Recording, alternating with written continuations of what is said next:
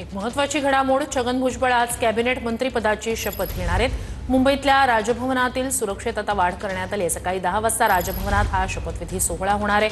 मुंडेंनी राजीनामा दिल्यानंतर जे त्यांचं खातं रिक्त होतं त्या खात्यावर आता छगन भुजबळ यांचं पुनर्वसन केलं जात आहे।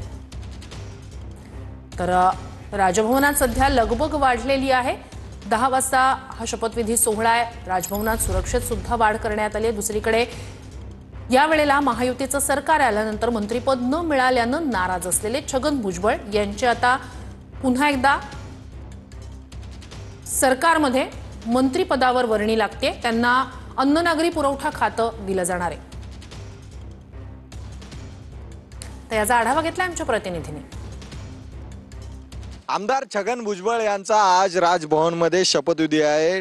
सकाळी ठीक 10 वाजता राजभवनमध्ये राज्यपाल त्यांना मंत्रिपदाची शपथ देणार आहेत। खरं तर मंत्री धनंजय मुंडे यांच्या राजीनाम्यानंतर अन्न व नागरी पुरवठा हे खातं रिक्त होतं आणि त्यानंतर मोठ्या प्रमाणात अशी चर्चा सुरू झाली होती की छगन भुजबळ यांना हे मंत्रिपद मिळू शकते।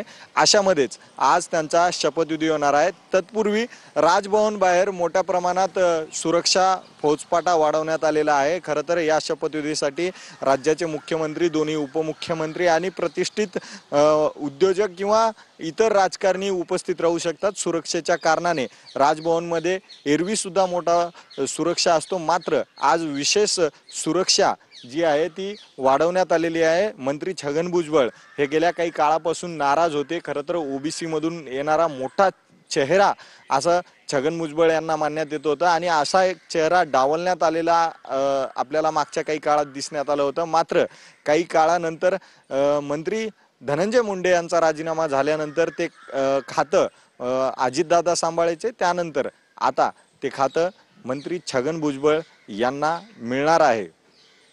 कॅमेरा पर्सन सिद्धेश सोबत मी अजय, TV9 मराठी, मुंबई।